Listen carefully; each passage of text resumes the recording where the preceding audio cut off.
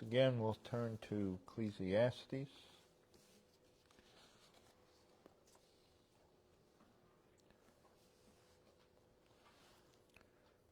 Verses 1 and 2, or verses 2 and 3 of chapter 1, vanity of vanities.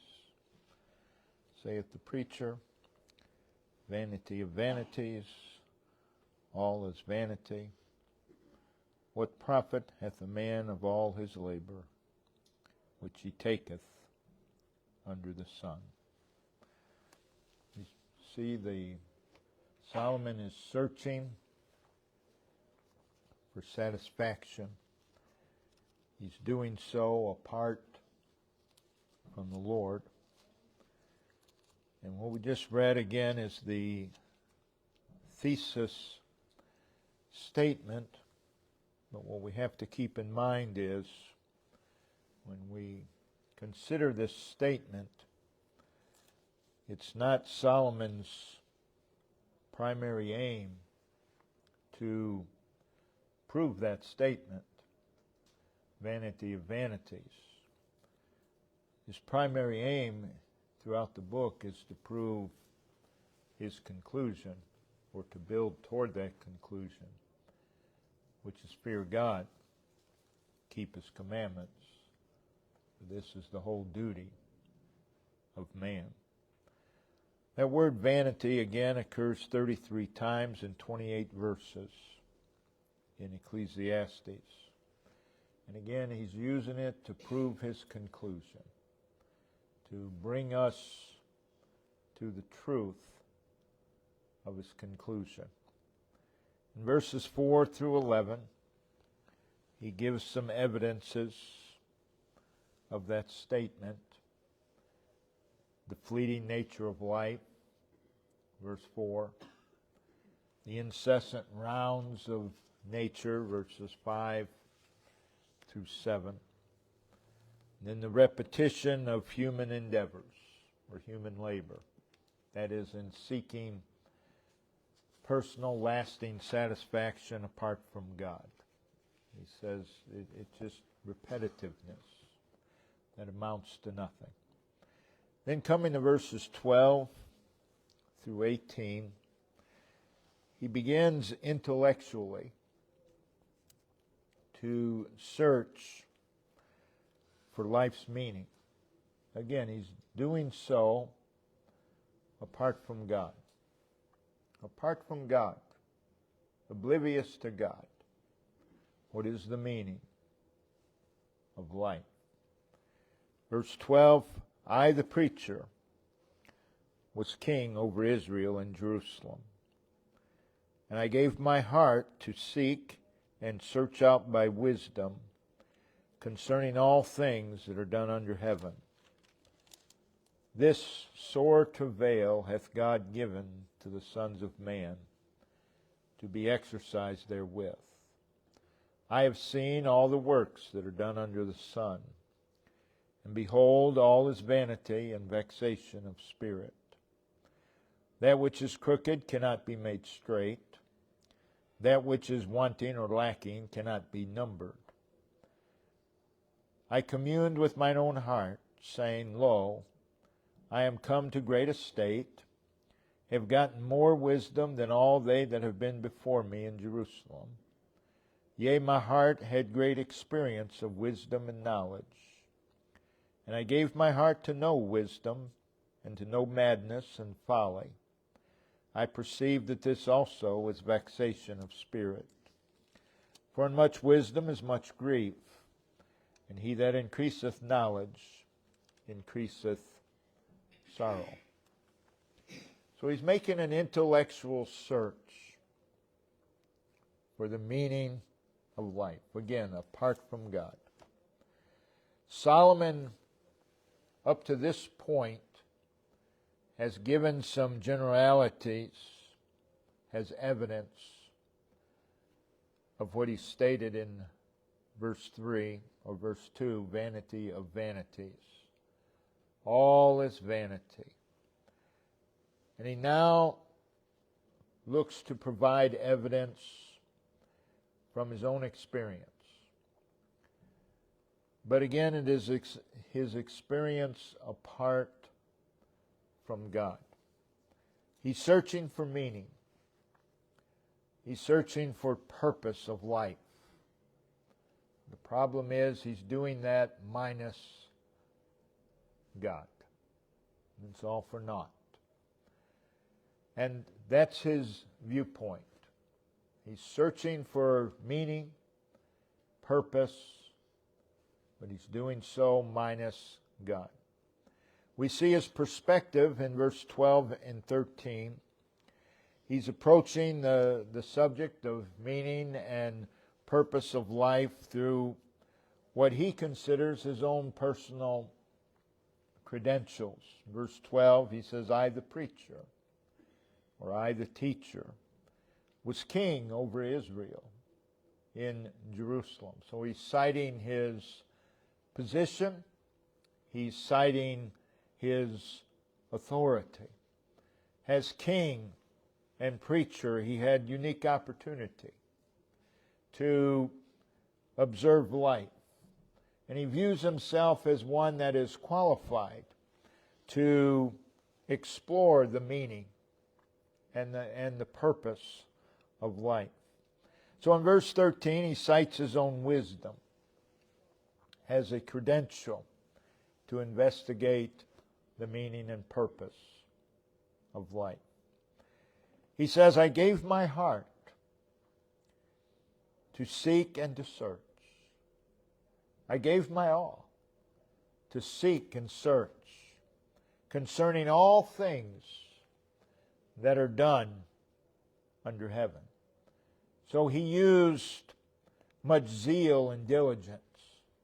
He applies himself to try to get an understanding of the meaning and purpose of life. It occupies his time. It occupies his energy. And he looks at all the things that are done under the sun. That is, he's looking at what occupies the time and energy of mankind. Again, minus God. The result of his observation, verse 13, this sore travail hath God given the sons of men to be exercised therewith. That is, man is exercised with finding the meaning and purpose of life. But his problem is he's looking for it, again, minus God. And he says, such ends in sore travail, which speaks of that which is painful, that which is distressful, that which causes misery.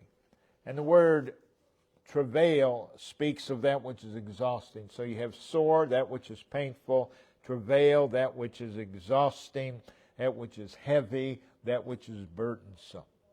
And he says, mankind is exercised therewith. That is, the life of mankind, apart from God, looking for satisfaction and meaning and happiness. It's all marked by that which is very painful, that which is exhausting, that which is very burdensome. And life becomes painful to that individual. And life becomes exhausting and burdensome to that individual. So Solomon comes to this conclusion in verse 14 and 15. He says, I have seen all the works that are done under the sun. I've looked at man's time and his energies. I've observed mankind, and behold all his vanity and vexation of spirit. All is vanity. He says, concerning man's labor apart from God, it's all vanity. It's all a waste. Again, it's like chasing the wind. It paints a picture of the spending of effort with nothing gained. Man is pursuing happiness. He's pursuing the meaning of life. He's doing so in all the wrong directions. And in spite of all of his effort, nothing is gained. He still doesn't know the meaning and the purpose of life. He goes on to say that this pursuit of man of lasting satisfaction and fulfillment apart from God is vexation of spirit. Again, the word vexation occurs 10 times in Ecclesiastes. It means that which disturbs. It's a disturbance of mind. It's an annoyance. It's that which agitates. And it's a trouble, it's torment. And he says, as I observe mankind, and as I observe what they spend their time and energies in, and I observe them, they're disturbed. They're annoyed. They're agitated. They're in a state of trouble and torment.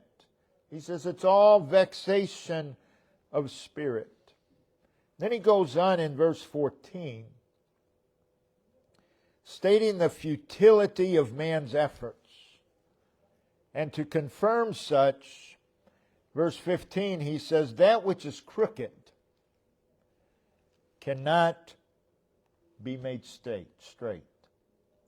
That which is crooked cannot be made straight. Again, remember, he's looking at life minus God. And it's all vanity.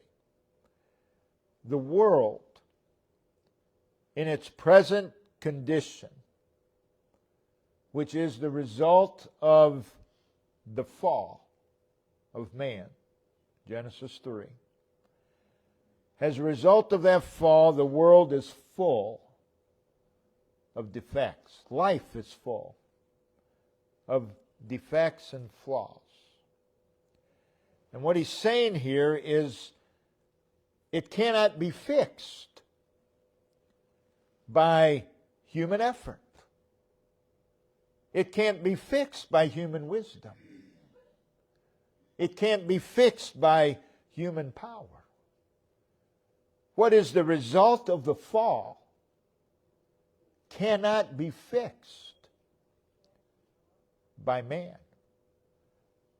He's addressing the insufficiency of mankind. And then he expands upon this. He says that which is wanting, that which is lacking, as a result of the fall, that which is lacking cannot be numbered. You can't even number. You can't even begin to count all the problems that exist with mankind as a result of the fall. That which is lacking in man's knowledge, the defects that are in the fallen nature of man are beyond comprehension and cannot possibly be understood. That which is crooked cannot be made straight. What he's showing us is the futility of man's efforts.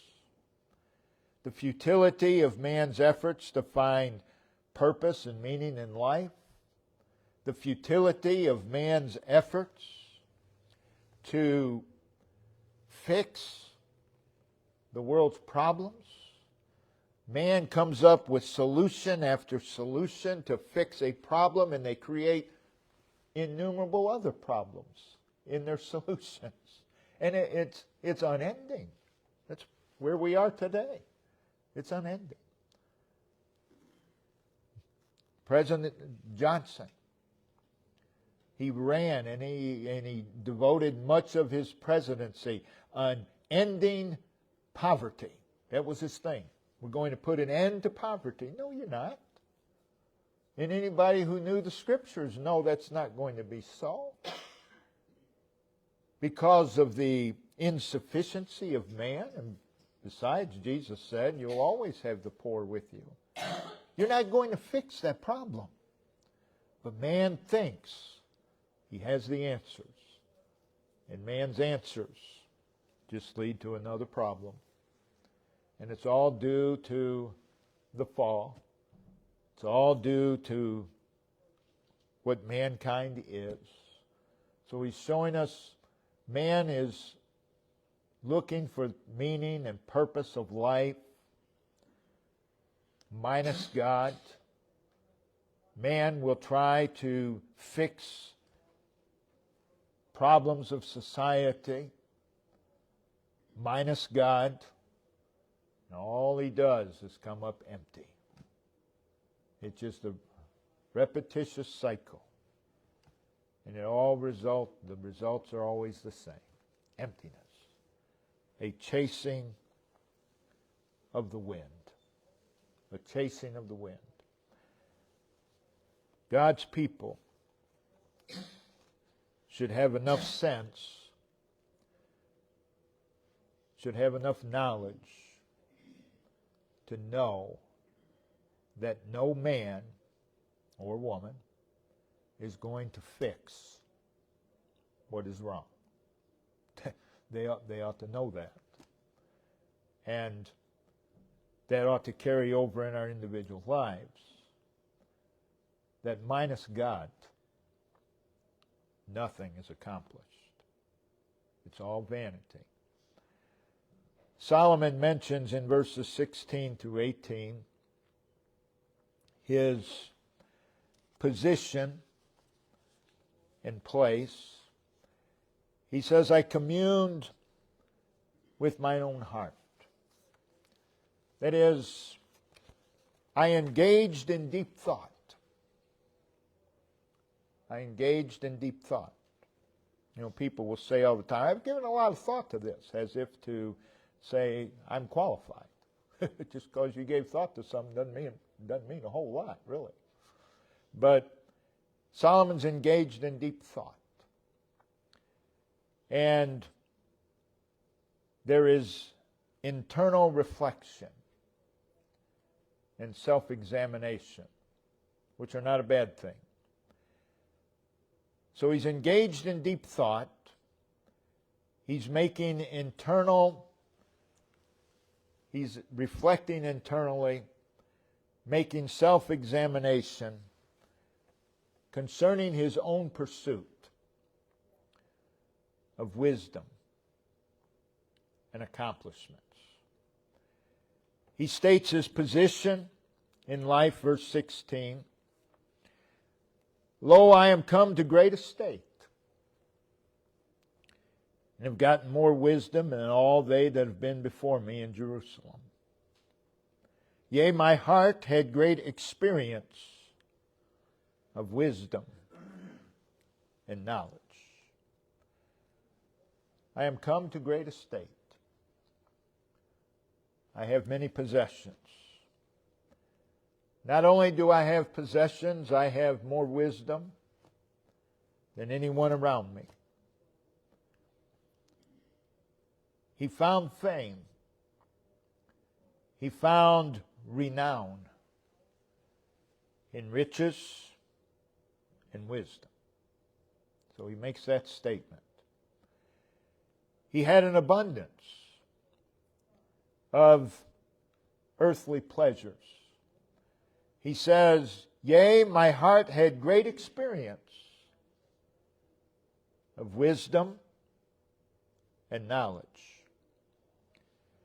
In verse 17, he confesses that he gave himself to know and understand the meaning of life. Again, he has more wisdom than all who went before him, more wisdom than those of his time, and he searches for life's meaning. The problem is, he searched for it. He mentions knowledge, wisdom, madness, and folly.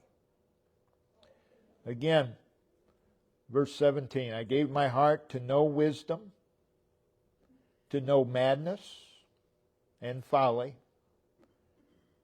So he's looking for the meaning and purpose of life in these things. So he looks for the meaning in knowledge and wisdom. Doesn't find it there. So he says, well, he looks at individuals, and there's those who live in madness. That is, it's just moral perversity. Maybe that's where happiness is. Maybe that's where satisfaction is. He then considers folly. He looks at people who just live foolishly. And they disregard spiritual things, and they just live like fools. They seem happy. Maybe that's where the meaning and purpose is. Maybe that's where lasting happiness is to be found. In a reckless pursuit of earthly pleasure. And he came to this conclusion. I perceived. He says, I became aware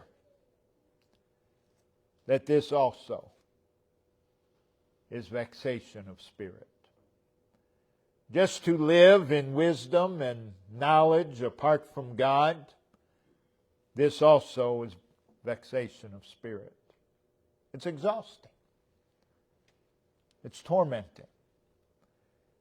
He says, I looked into moral perversity. Same thing. It's all empty. Looked into foolishness. It's all empty. Solomon, instead of finding fulfillment and happiness, he found inner disturbance. He found agitation. He found trouble. He found torment. In verse 18, he states, the more that he knows about life, again speaking merely on a human level, the more grievous and sorrowful it is. There's a lot of truth to that. Again, there's a lot of truth to the saying, ignorance is bliss. There's a lot of truth to that. People just walk around ignorant. They seem happy. They don't know anything. And that's basically what Solomon is saying. The more I come to know, the more disturbing it is. Life, again, on a mere human level, minus God, and from a merely human perspective, is empty. And life becomes very troublesome. Again, it brings us to its conclusion. Let us hear the conclusion of the whole matter. Fear God. Keep His commandments.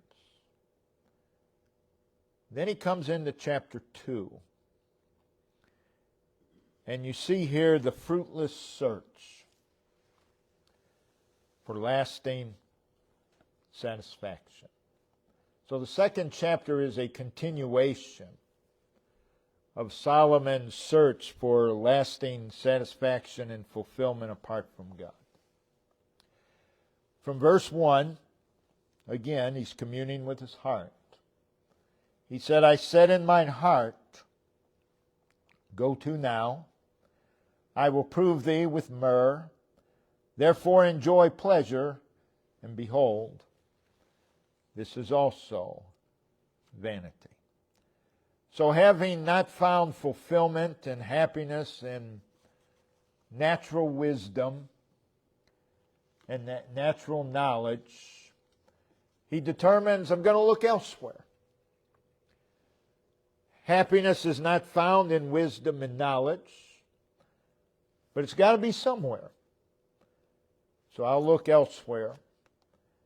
And again, he's reflecting. upon his earthly pursuits of fulfillment apart from God. He's talking to himself. And in this chapter, he uses the personal pronoun I 36 times. He's talking to himself. And he uses me 14 times. That's 50 times. He uses personal pronouns. And the chapter divides itself into 3 parts. Each part marked by the words vanity and vexation of spirit. Notice verse 11. And behold, all was vanity and vexation of spirit. Then he moves on to another part, and he ends that with verse 17. For all is vanity and vexation of spirit. And then he moves on to something else, and he ends that verse 26. This also is vanity and vexation of spirit. So he's looking for lasting fulfillment. He's looking for lasting happiness. He's looking in all the wrong places. He's looking apart from God. And it all ends the same. No matter what he tries, it's all the same. Vanity and vexation of spirit. So in verses 1 through 11, he comes to this, that lasting fulfillment and happiness cannot be found in possessions. Can't be. A lot of people claim to know that, but their life shows that they don't know it. That's true of a lot of God's people. All of God's people claim to know that, but their life says otherwise. So he looks at the vanity of personal pleasures. Verses 1 through 3. I said in my heart, go to now, I will prove thee with myrrh. Therefore enjoy pleasure. Behold, this also is vanity. I said of laughter, it is mad. And of myrrh, what doeth it? I sought in mine heart to give myself unto wine, yet acquainting mine heart with wisdom, and to lay hold on folly, till I might see what was that good for the sons of men, which they should do under the heaven all the days of their life. Again, Solomon is away from God.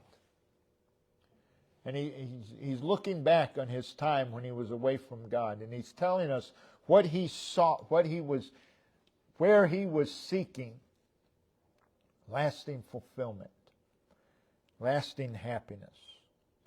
And he says, this also is vanity. He mentions that he sought fulfillment and satisfaction and happiness in myrrh.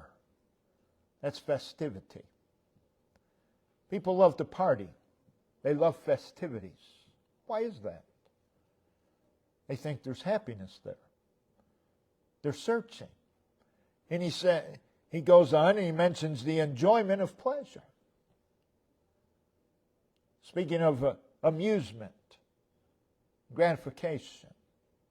And though there may be some amusement and some gratification, in the end, there's nothing there. You've got to move on to the next festivity. Got to move on to the next pleasure. And yet there's nothing there either. All is vanity. Verse 2, he speaks of laughter, pleasure, comedy, frivolity, and which doesn't really amount to anything. Why are comedians so popular? Because people are searching. They think in laughter I'll find lasting fulfillment, and they get some laughs. But at the end, what do they have? Not a thing. They're back to their old life. that cycle. He mentions myrrh again, festivity. And he discovers that to seek these things has a way of lasting fulfillment and satisfaction. Or to seek these things as a way to escape reality and to avoid taking life seriously. And that's why so many seek these things. And many will admit it. Well, I'm just trying to escape reality. Well, that's exactly what they're doing. But guess what? At the end of that festivity, or whatever it is, guess what? You're right back in reality. You can't get away from it. And he says he does this. It's a madman's approach to life. It does not accomplish lasting fulfillment, satisfaction, and happiness. That's why people in marketing, they know all we have to do is say new. People are excited. New. Maybe the same old thing.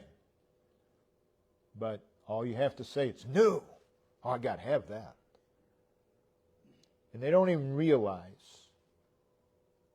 that the reason that there's an appeal for that is they're searching for this lasting happiness.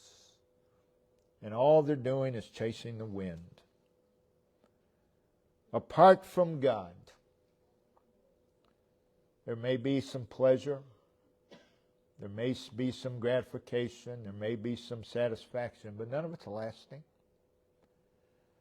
Apart from God, it's all empty. It's empty pleasure. Again, let us hear the conclusion of the whole matter. Fear God, keep His commandments. He moves on to verse 3, and he speaks of the vanity of wine, wisdom, and folly. In his pursuit of lasting fulfillment, satisfaction, and happiness, he determines, you know what, maybe I can find that in wine. Speaking of indulgence, basically, is what that's speaking of here. I'll indulge myself. And in wisdom, speaking of intellectual pursuits. Nothing wrong with intellectual pursuits, but it will not bring you lasting fulfillment or happiness. He mentions folly, the frivolous, that which is unimportant and trivial. People like that kind of stuff. They like that which doesn't matter. Trivia. It's a big thing. It doesn't amount to anything. It's nothing. But they love that because it's an escape. It's an escape. I'm an expert in trivia. I'm an expert in what doesn't matter. That's something to strive for. And this is what marks life for most. What Solomon's talking about here in verses 1 through 3. And he goes on and he says this is vanity and vexation of spirit. All I do is find more misery, more dissatisfaction. Then he meant, moving on, and we'll get to this next week, verses 4 through 11. He speaks of the vanity of earthly accumulations. If I get this, I'll be happy. Yeah, for a little while, till you get tired of it, which won't take long. And then you're right back where you started. Chasing the wind. Chasing the wind. And that's the way most people live their lives. Let's look to the Lord.